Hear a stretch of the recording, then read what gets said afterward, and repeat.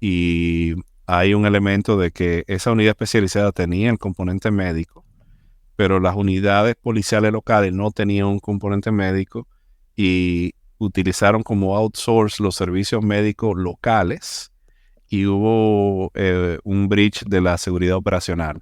O sea, ellos involucraron ambulancias locales donde habían partidarios o simpatizantes de, de el Davidian Branch, Es- de David Koresh, Sí. y dicen que hubo un leak de información ahí, de que el mismo sistema de emergencia notificó a David Koresh de la planificación operativa.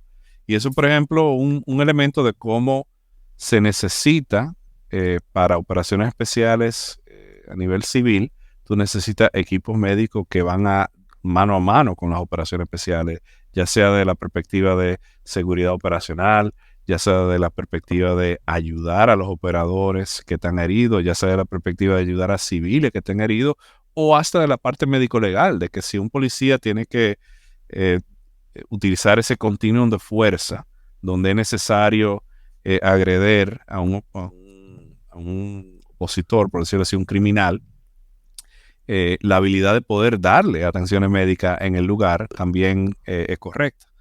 O sea que todo esto evoluciona en los 80, en los 90, en el año 96 yo participo en el primer CONTOMS, que es el Counter Narcotic and Tactical Operations Medical Support.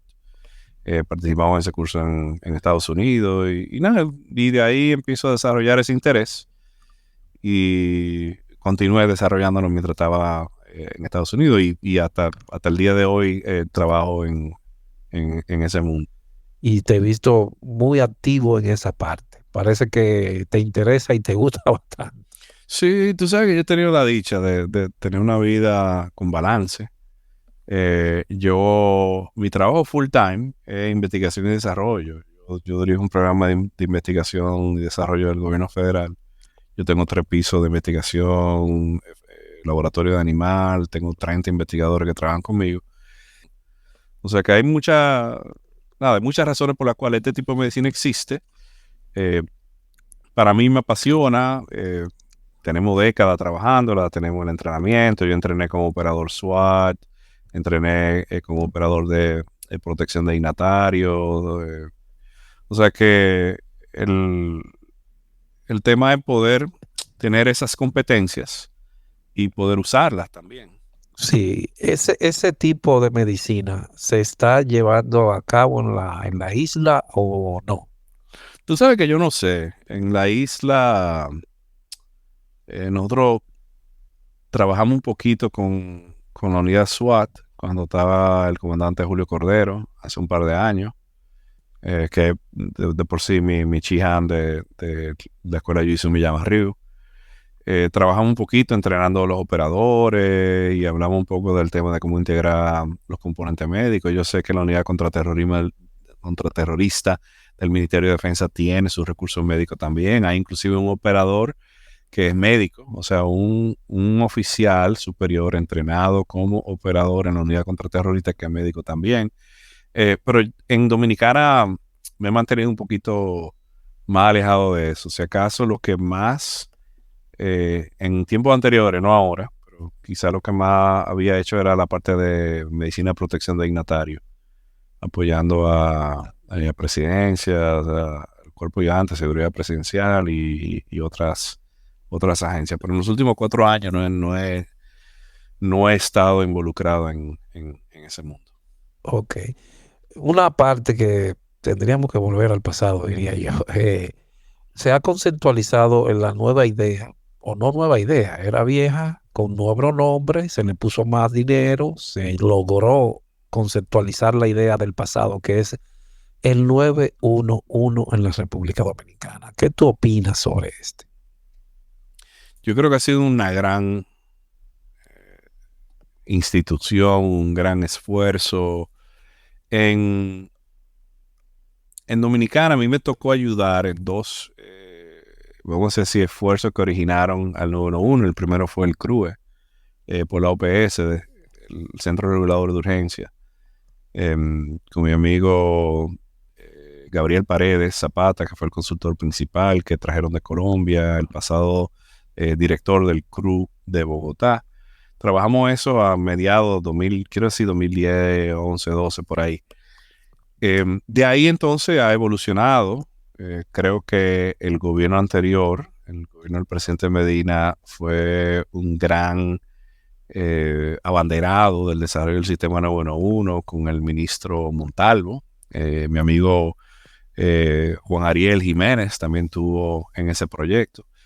Y lo desarrollaron de una perspectiva de seguridad ciudadana que yo creo que es muy interesante. O sea, que no es desarticulado como quizás se ve en Estados Unidos, en algunos lugares. El 911 emergencias médicas no está desarticulado del sistema completo, sino que se trabajó de una perspectiva integral. Creo que ha ido madurando el sistema. El gobierno actual ha invertido mucho en infraestructura, en ambulancia, capacitación, desde el ministro Joel Santo hasta el general Méndez, con mi amigo el doctor Rudy de Gracia, que está ahí en emergencias médicas, junto al general Méndez. Yo creo que ha logrado mucho en madurar el sistema, en trabajar la parte de capacitación, en trabajar la parte del recurso humano, en entender las métricas de calidad necesarias para que un servicio de emergencia hospitalaria funcione bien. Creo que se ha logrado mucho, porque tú y yo miramos para atrás y recuerda que en esta entrevista hablamos de que había veces que nosotros estábamos, entre comillas, de servicio en Cruz Roja, pero no había ambulancia al servicio. No, y contando que esas emergencias que hoy cubren algunas 20 unidades, lo que es el Distrito Nacional, eran con 2 o 3 que había ahí en la Estepa de las Flores, que algunas veces funcionaban y otras veces no. Y no, y viejo, y las historias que teníamos. ¿Tú te acuerdas cuando llegó la GMC, que era para el Papa en el 92? Sí. Nuevecita. La misma GMC se dañó en los rieles de un tren y la chocó un tren. Para que las personas tengan una idea. O sea, es como que la ambulancia nuevecita celebrada. Un par de años después, la ambulancia se apaga en los rieles de un tren. El chofer sale a buscar ayuda y en lo que llega, un tren se lo había llevado a la ambulancia. Exacto. Era como que... Y eran unos servicios multitudinarios como la del 21 de enero en la Virgen de la Alta Gracia, yo no sé si recuerda también en donde íbamos nosotros montados para asistir a las personas allá, que era un camión detrás, cerrado, sin ninguna ventana ni nada. Sí, el camión, la Iveco que a veces prendía y a veces no prendía. Lo más chulo fue cuando llegaron las Nissan, ¿verdad? Que esa era la chulería. Que nosotros poníamos las Nissan cuando cubríamos la cumbre. La carrera de la cumbre, llevamos 2 Nissan. Sí. Que eran unas ambulancias totalmente diferentes a las que nosotros vimos, porque, bueno, nosotros nos nutríamos incluso de las películas de acá de Estados Unidos y nuestra mentalidad era una tipo GMC, no una Nissan así. Después fue que tuvimos que adaptarnos al concepto nuevo. Y honestamente a mí me gusta ese concepto, porque la realidad es que no todo lo que funciona en otros países funciona en tu país. O sea, hay elementos que no son copy-paste.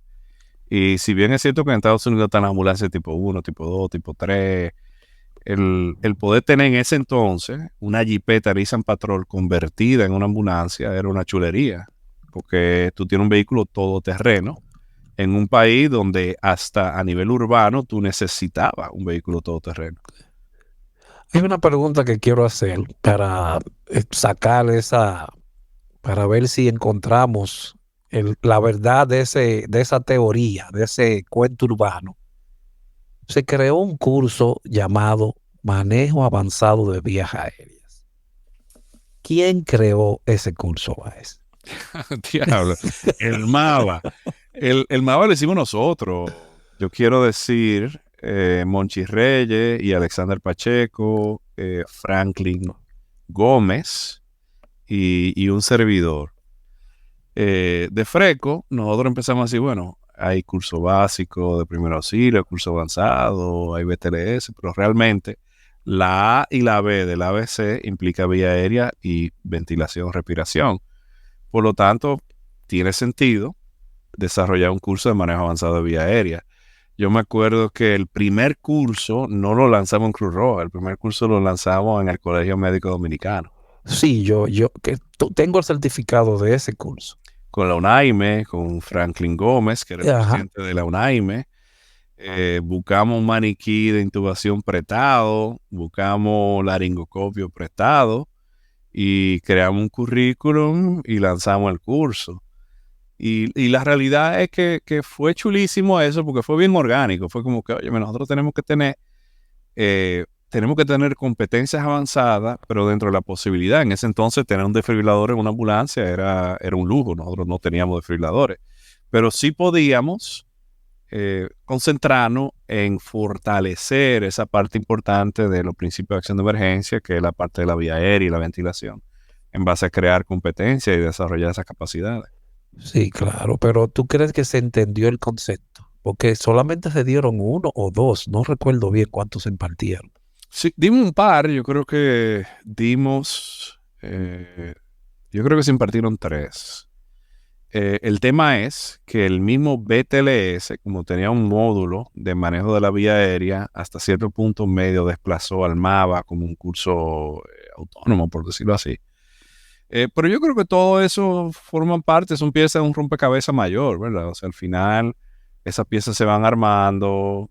Todavía, hoy día, yo tengo un grupo de los especialistas en medicina de emergencia dominicanos y se habla de MAVA, se habla de manejo avanzado de vía aérea, se habla ya de otros cursos.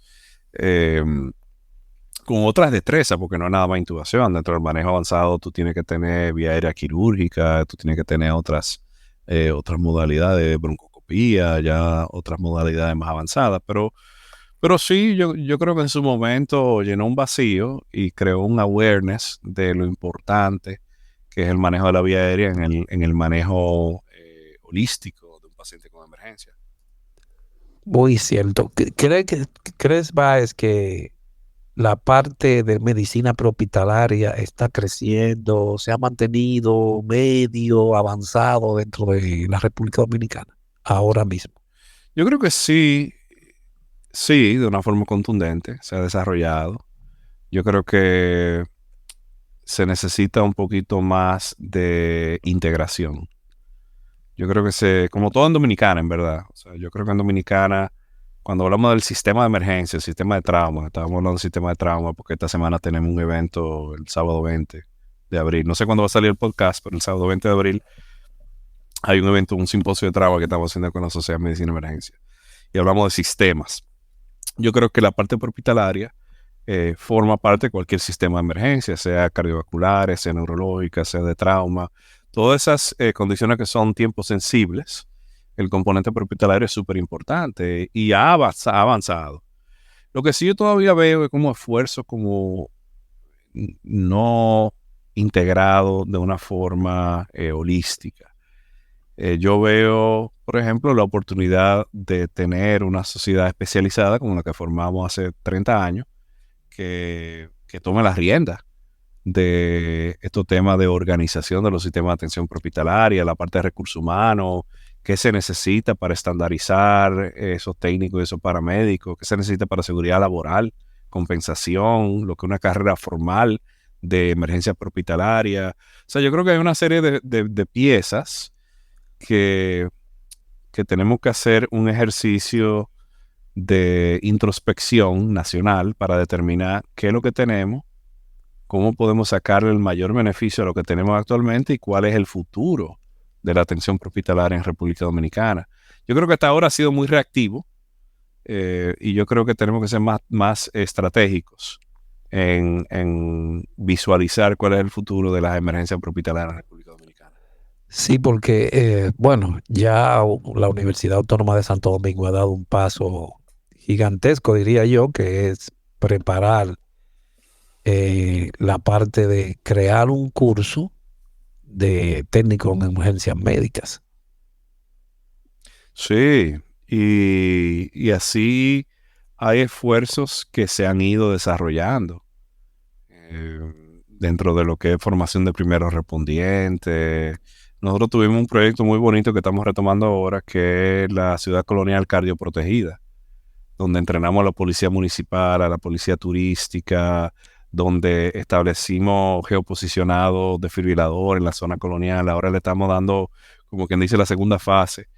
O sea, hay muchos elementos de lo que es la atención prehospitalaria, ya sea formal por parte de los técnicos de emergencia, el personal de ambulancia, o informal, como el componente comunitario y la integración del componente comunitario, que todo eso tiene que verse como piezas de un rompecabezas, como eslabones de una cadena de atención, y tienen que articularse de una forma coherente. Y esa forma coherente es necesaria, es una obligación, porque no estamos hablando de un juego, no estamos hablando de banca, estamos hablando de salvar vidas, ¿verdad? O sea, estamos hablando de una cadena asistencial donde cada minuto implica eh, un porcentaje importante en la morbilidad y la mortalidad de un ser humano. Por ejemplo, en emergencias cardiovasculares, como bien tú sabes, cada minuto que pasa desde que hay un paro cardíaco hasta que tú inicias reanimación cardiopulmonar, se pierde 7% en la mortalidad. O sea que tenemos que verlo desde esa perspectiva. ¿Cómo podemos integrar la comunidad con el recurso prehospitalario, con el sistema de emergencia hospitalario? Creo que esa partecita ahí todavía no se ha trabajado en totalidad en la República Dominicana. Sí, creo que es una oportunidad. Y creo que, nada, al final los temas sociales nos tocan a todos aportar. Los temas que afectan a la sociedad civil no es un tema nada más de gobierno. O sea que yo pienso que este podcast es un instrumento educacional que, si llega a los tomadores de decisiones y le permite un poquito más de visibilidad en cuanto a cuál ha sido la historia del sistema de atención prehospitalaria dominicana, cuáles han sido esas lecciones aprendidas, cuáles son esos errores que no podemos cometer de nuevo, cuáles son esos modelos de mejores prácticas que vale la pena reproducir. O sea, al final, eh, una sociedad tiene que aprender de su historia. Y este trabajo que tú estás haciendo con el podcast, yo creo que lleva a la sociedad actual a entender cuál es esa historia, y quizá alineando el pasado con el presente, tú puedes trazar una línea y ver hacia dónde nos lleva el futuro. Muy cierto. Por eso lo dice el podcast. Son conversaciones que cambian. Eso es lo que tratamos. Veo al Báez también muy encadenado a esa historia, y una historia muy especial con el primer hospital del Nuevo Mundo. ¿Por qué Báez se interesa en esto? Que muy poco conocen dentro de la República Dominicana, ¿eh? Y yo he ido en esa zona del Conde. Para mí es la zona que más conozco, porque casi me crié en ese entorno. Y cuando te vi hablando de eso, digo, pues yo conozco esa parte. Yo no sabía que había sido el primer hospital de Nuevo Mundo. Sí, y mira, gracias por traer ese punto. Yo creo que al final es una combinación de factores. Tú sabes que el dominicano, cuando sale de Dominicana, se vuelve más dominicano que cuando vive en Dominicana. Muy cierto. Cuando yo estaba en Estados Unidos, empiezo a valorar a mi país por todo lo que es y todo lo que fue. Y de repente nosotros, a veces, y esto es un tema que tenemos que tener como que una reflexión y entenderlo.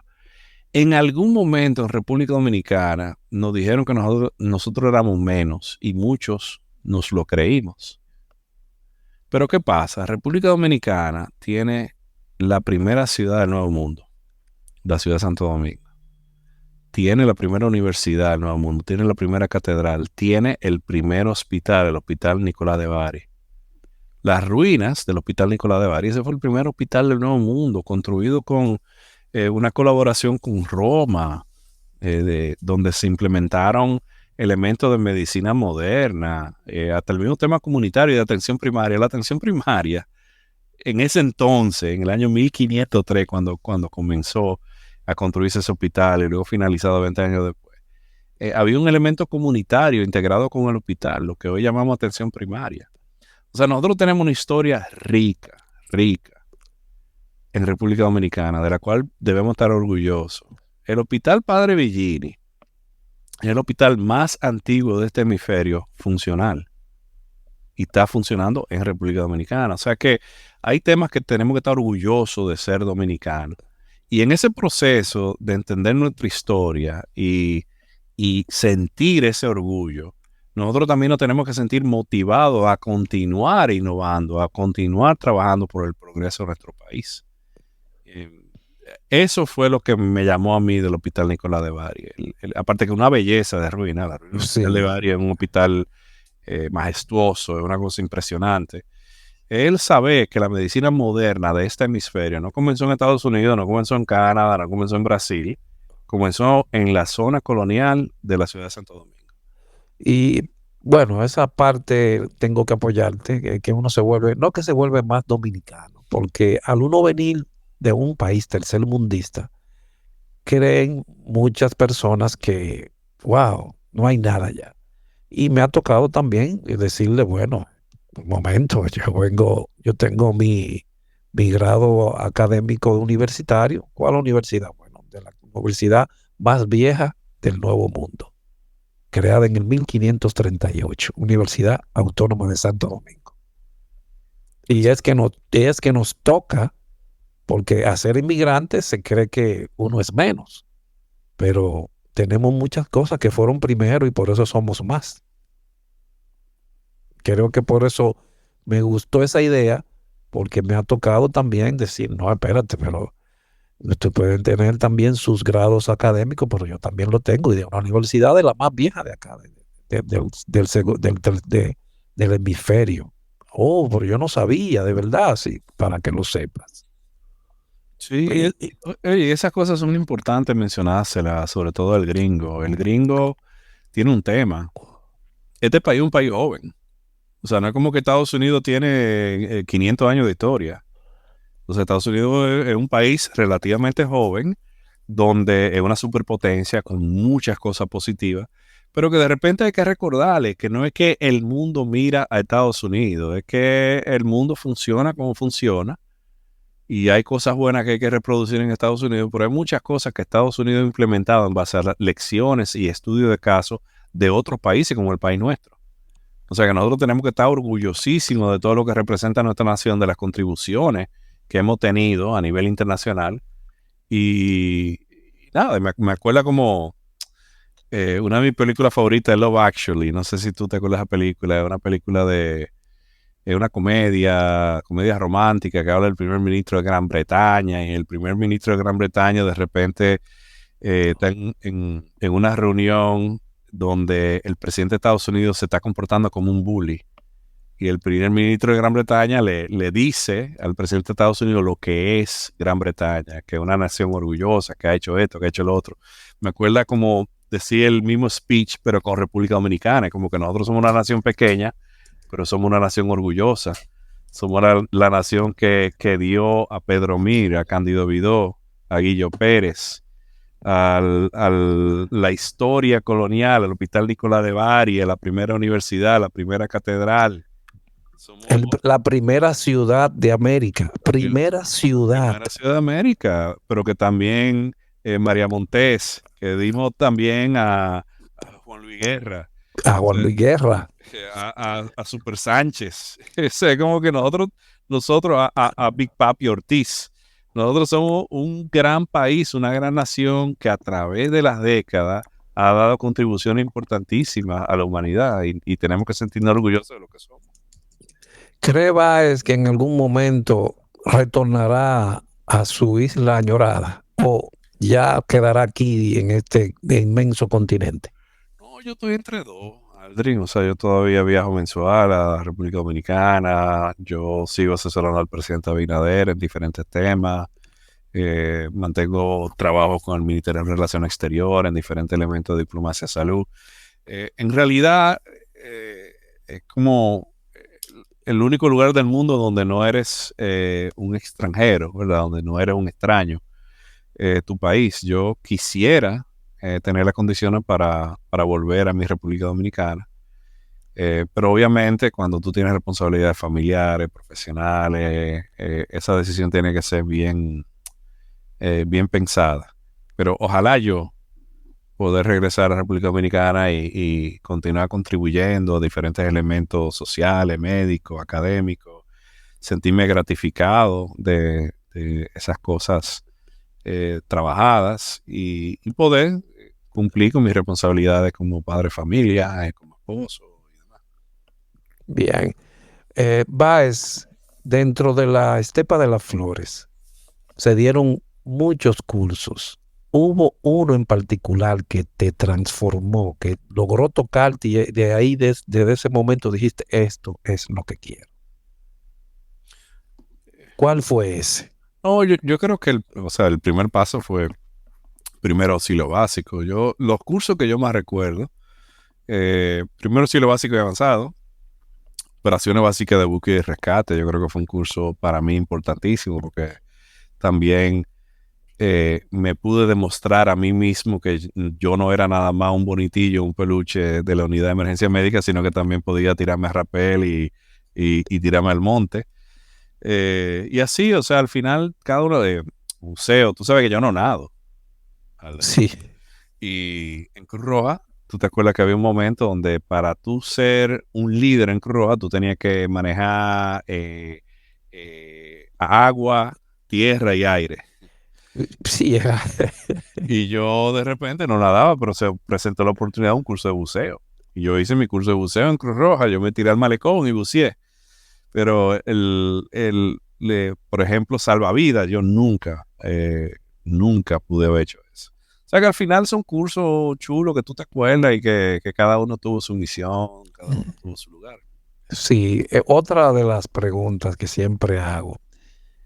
Tú sabes que ahora se habla mucho esa palabra anglosajona de influencers.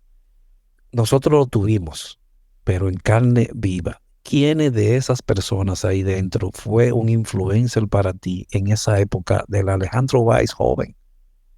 No, para mí yo pienso en dos figuras que inclusive eran parte de esa polarización de la misma institución. Para mí Alejandro Valverde Podestá y Edwin Olivares son dos figuras que me ayudaron a moldearme en estos temas, que conté con su amistad. Digo polarizado porque Edwin se manejaba en la parte de búsqueda y Sí. rescate y operaciones y Alejandro Valverde se manejaba en la parte de emergencia médica, pero por alguna razón yo pude tener una convergencia en esos dos mundos y contar con la amistad y el apoyo de ambos. Siempre lo manejamos en algunos momentos después que salimos de este tipo de instituciones.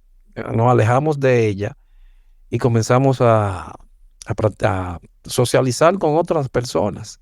Y siempre, tal vez tú digas alguna historia dentro de esas instituciones y todo lo que la persona podrá escuchar a través del podcast. Cuando tú mencionas todo esto dentro de personas que no son de ese entorno, te creen todo lo que tú pasaste. Tú sabes que, digo, esa es la historia de mi vida. Al final la gente no cree la mitad de las cosas que Te- uno ha visto, que uno ha hecho. Porque algunas veces este pedazo, como esta puerta de abertura por este podcast, es como una recertificación de aquello que vivimos, porque si no diríamos, pero ve acá, yo estuve en una dimensión desconocida, se abrió una puerta, ¿qué pasó? Porque la gente no entiende a creer todo lo que sucedió o nos sucedió en ese entonces. Sí, la verdad que hay muchas vivencias, de todo tipo, en todas las dimensiones. Sí, sí. Por eso te pregunto, ¿te creen cuando tú le dices todo lo que pasaste, todo lo que hiciste? Bueno, es como que uno trata de cuando, cuando uno encuentra estas conversaciones, yo lo que creo es que tú no lo estás diciendo 100% para el otro, tú también lo estás diciendo para tú repetir esa vivencia, tú lo estás haciendo por ti. A mí no hay quien me diga que no pasó, porque yo sé que pasó, yo sé que ya la viví. A veces cuando hay cierta duda, tú tienes que decorar la historia con elementos reales, aterrizarlo, tú ves, decirle, tratar de comunicar de una forma efectiva para que lo crean. Pero yo te voy a decir una cosa, no es como que yo hablo de esto mucho, o sea, yo al final tuve una oportunidad muy, muy particular que tú me has dado. Y lo otro es cada vez que yo hablo de estas cosas es con la gente, la misma gente con la cual vivimos. Sí. Y la razón por la cual hacemos los cuentos es para uno acordar, tú ves. Uno dice, Y recordar es vivir. exacto, exacto, exacto. Vimos a un Baez ya en una etapa más profesional, más que abarcó más cantidad de personas. Estamos hablando de un país completo, de algunos 8, 12, 13 millones de habitantes, que fue en el caso del COVID. Totalmente activo, fuiste una parte del todo rompecabezas, yo creo que fuiste la parte principal. Cuéntanos de esa experiencia, Báez. Mira, es una experiencia surreal, es bien, bien complejo. O sea, ya yo tenía 10 años trabajando con lo que se llama el Mass Critical Care Task Force, que fue una fuerza de tarea que se creó para integrar principios de medicina crítica con preparación pandémica y para desastres. Nosotros empezamos a trabajar ciencia, a hacer publicaciones, a poder definir un poquito cuál era el abordaje de emergencias tipo pandemia. Eso lo comenzamos en el año 2010, 2014 se revivió. Y en base a eso, mi trabajo principal en ese momento yo era vice chairman para medicina operacional del Medical College of Georgia. Y dentro de mi trabajo ahí, me pidieron la parte de intensivo. Tú sabes que yo soy intensivista y me pidieron organizar la parte de intensivo para la preparación de la pandemia. Eso fue a principios del 2020. A mí de repente me llama un amigo y me dice, mira, de gobierno quieren una persona encargada de estos temas. ¿Podemos recomendarte con el presidente? Y yo, bueno, claro, o sea, claro. El presidente Medina en ese entonces, ¿verdad? De repente me llega una llamada y me dicen que me aguante para el presidente. El presidente Medina me habla por el teléfono y yo estoy creyendo como que es un prank, como que es real. Y en menos de 1 o 2 días sale un decreto. El decreto sale sin nosotros realmente haber conversado sobre qué implicaba el trabajo. Sale un decreto, me nombran asesor del presidente y director ejecutivo del comité de COVID, nombra un comité con algunos miembros que ya yo conocía dentro de ese comité. Y acuérdate que en ese momento no habían vuelos, los vuelos estaban cerrados. Entonces, nada, mandan un jet privado, me recogen en Georgia y me llevan a República Dominicana a finales de marzo, principios de abril. Y ahí un gran reto, ¿verdad? O sea, trabajar a nivel de gobierno, donde el momento más oscuro de la pandemia fue el principio de la pandemia. Nosotros no sabíamos lo que funcionaba, no había una visibilidad en lo que era el futuro. Recibíamos noticias de todo el sufrimiento humano y todas las muertes en Europa y en Estados Unidos. Y empezamos a armar el muñeco, en el sentido de, bueno, cuáles son las lecciones aprendidas rápidamente, qué es lo que la evidencia científica demuestra, qué es lo que tenemos que hacer. Y tuvimos una oportunidad muy bonita de integrar conceptos de tecnología avanzada. Acuérdate que nosotros hicimos un centro de fusión de inteligencia epidemiológica dentro del C5I en el Ministerio de Defensa. Ese concepto fue un concepto de integrar principios de inteligencia y seguridad.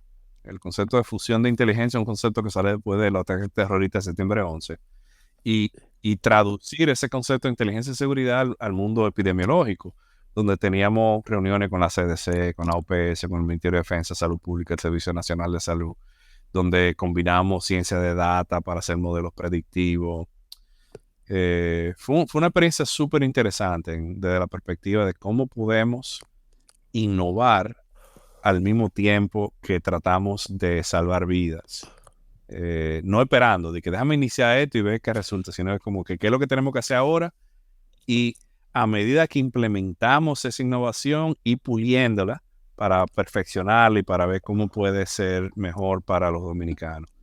Algo que estamos súper orgullosos fue del famoso Plan Duarte, que si se acuerdan el epicentro de la pandemia fue en San Francisco, donde había más casos, y nosotros hicimos un modelo de valor público con colaboraciones público-privado, cerramos San Francisco, le metimos mano, empezamos a hacer pruebas, contábamos con la colaboración del sector privado, del sector público, militares, y en 2 semanas San Francisco cambió su perfil epidemiológico de ser el peor a ser uno de los mejores en base a ese modelo. Y ahí empezamos a tratar de reproducir los modelos. ¿Te acuerdas el peregrino en Puerto Plata, en Santiago, otro pico, En Santo Domingo trabajamos con la alcaldesa. Y nada, al final yo tuve ahí 5 meses nada más. Pero 5 meses, los 5 meses más oscuros, donde pudimos hacer grandes cosas en aumento de capacidad, en modelos epidemiológicos, en colaboraciones público-privadas académicas. Nada, y para mí fue un gran honor esa llamada, ese voto de confianza en un momento tan difícil. Y creo que hoy, mirando para atrás, mirando los resultados, nosotros hemos tirado más de 10 publicaciones científicas de lo que hicimos durante la pandemia, con tecnología, telemedicina, modelos predictivos, y creo que podemos decir misión cumplida. Creo que en base a el trabajo en equipo y el abordar con objetividad y con humildad esa misión, pudimos lograr mucho para muchas personas. ¿Cambiaría el Alejandro Báez parte de ese pasado? Con el tema de la pandemia, No, con tu vida, con la completividad de todo lo que hemos hablado. no, de ninguna forma. El Alejandro Báez de hoy no pudiera reconocerse y aceptarse como es sin ese pasado de que hemos hablado. Con lo bueno y lo malo, ¿eh? O sea, al final yo creo que lo que define a un ser humano no son los momentos que tú te has caído, sino la habilidad tuya de pararte. Poder sacudirte el polvo, poder desinfectarte la herida y seguir tirando para allá. Sí, porque sabemos que no todo fue maravilla allí en la Estepa de las Flores, porque, claro, esa dualidad que se nos inculcó aquello de Bonitillo y aquello que dijo de Machepa. Sépase que esos términos existían antes, a los que nos escuchan, Popi y lo otro de ahora, Guau, guau, guau. guaguaguá. Ya nosotros teníamos Sí. los Bonitillos y los hijos de Machepa. Ya nosotros Sí. teníamos en nuestra micro sociedad, ya teníamos eso. Así Y, mismo. Y y hasta innovamos socialmente, eh, hasta en eso. exactamente, Baez, quiero en este momento agradecerte por esas personas a las que tú has ayudado en toda tu carrera. Esos que hoy no pueden decirte gracias, en algunos casos sí pasó, en otros no, pero aquellos que no se han podido acercar a ti, que tal vez son de aquellos del tiempo que andábamos en ambulancias, y darte las gracias por ellos, por esa vida tan entregada a, a esa parte médica. Mil gracias de verdad por ellos y gracias también por haber dicho, sí, claro, vamos a hablar, porque esto es una parte de descubrir la historia, es descubrir el presente de hoy y visualizar el futuro. Parece que estamos viendo la misma idea desde hace mucho por separado. Así mismo. Tú sabes que tú comenzaste con una cita de Bertolt Brecht. Sí. Una de las citas favoritas mías de Brecht es la que dice que el enfoque de la ciencia no es abrir la puerta al conocimiento infinito, sino es definir un límite al error infinito. Y yo creo que ahí podemos cambiar ciencia por historia, en el sentido de que no es el rol en el entender la historia, en el entendimiento de la historia, nosotros podemos trazar un límite al error. Podemos aprender de esas lecciones, podemos aprender cómo mejorar, podemos aprender de las cosas que funcionaron, de las cosas que no funcionaron. Y a partir de ahí, o sea, yo entiendo que es injusto el no hablar de esa historia, tanto de lo bueno como de lo malo, y por eso quiero felicitar el trabajo que tú has hecho tratando de rearmar este rompecabezas y traernos a los viejitos a esta conversación, a hablar sobre todas esas vivencias que aprendimos en el pasado Claro que sí. y que nos definen hoy día. Diga lo cierto, porque es una ventana. Son muchas ventanas, Baez. Estábamos en el mismo terreno, pero cada uno veía desde su ventana. Y yo voy a ver el home, tú vas a ver la última base, pero cada uno va a estar viendo desde su ventana y cuando se reúnen todos, todos estaremos viendo el campo completo. Sí, Que eso es lo que queremos con estos podcasts, que la gente entienda que sí hubo un pasado, que las cosas que estaban viendo ahora tuvieron una plataforma. Y esos ustedes, los médicos de ahora, que eran estudiantes de aquel entonces, fueron parte también muy importante de esa plataforma, como participamos todos.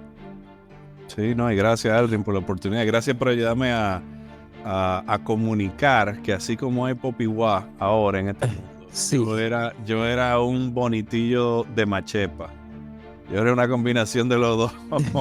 Y quizá lo que hemos logrado en base a eso.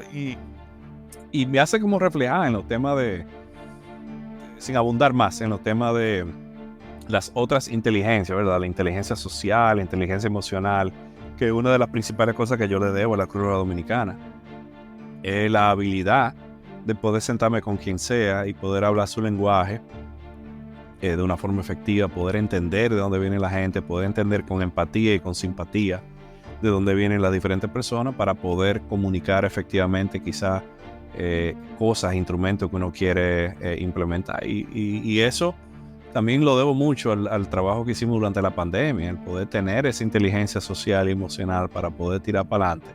Y a Miraflores le debo yo mucho de esos instrumentos. que fue ahí en Miraflores, claro que sí. Va, y tendería ya al cierre. ¿Quieres decir algunas palabras a esos jóvenes nuevos que están subiendo en la parte médica? ¿Cuál sería la palabra que tú le dirías? Mira, tú sabes que en medicina a veces uno se convence de hacer una especialidad o seguir un camino profesional por conveniencia o por dinero. Cuando yo en base a esta conversación reflexiono, me hace pensar en que yo encontré mi pasión bien temprano y que aunque no tenía visibilidad económica ni de seguridad profesional en ese momento en los 90, yo sabía que era lo que me apasionaba, que la emergencia era lo que me apasionaba y que eso era lo que yo tenía que hacer, porque ahí era que yo me identificaba. Y quizás es el mensaje, el último mensaje, una cita de Charles Bukowski, el poeta gringo, que dice: encuentra lo que tú amas, encuentra tu pasión y deja que te mate. Al final, la muerte es lo único certero que tenemos nosotros. Ahora está dentro de nuestra decisión el poder escoger cómo vamos a vivir y cómo vamos a ser feliz y cómo vamos a sentirnos gratificados con el trabajo que estamos haciendo. Y la medicina, encontrar esa pasión, yo creo que es la clave, el secreto del éxito y de la felicidad profesional. Muy cierto, gracias por esas palabras, Baez. Bueno, ¿qué podríamos decir de ese colectivo humano que había allí en los años 90? Un colectivo inmensamente ecléctico, donde había de todo, de todo. Y cada persona también era multifuncional. Y hoy lo tenemos acá. Podemos hablar de muchísimas cosas a la misma vez y sentirnos cómodos con lo que estamos hablando. Gracias, Baez, por tu tiempo, que ya llevamos varios minutos acá, y por esa delicadeza de siempre estar presente, de conservar esa humildad como humano y mostrarte siempre amigo de aquellas personas que conociste allí, que en algún momento se tuvieron dificultades, pero era el tiempo, era el momento, era la edad, diría yo. Mil gracias de corazón por haber aceptado la propuesta de hablar aquí en algo que está comenzando, no es de gran, como diríamos, connotación, pero porque hay muchos, pero se está tratando de hacer el trabajo, de recopilar historias que valdrán mucho, quién sabe, en el futuro. Mil gracias, Baez. No, gracias a ti, Aldrin, por la oportunidad de verdad y por la oportunidad de recordar sobre todo. Y en ese proceso recordarme quién yo soy hoy y de dónde vienen mis raíces. Y recordarme todos esos grandes amigos que creamos ahí en Miraflores, en el fuego. O sea que gracias de verdad y felicidades por este trabajo que tú estás haciendo de de convocarnos y compartir nuestras historias. Gracias. Muchísimas gracias, estimados, como siempre, aquí Aldrin Santiago con ustedes, y hoy estuvimos en nuestra cabina con el doctor Alejandro Báez, hablándonos de su historia en aquella estepa de las flores. Y como siempre decimos, señores, gracias totales.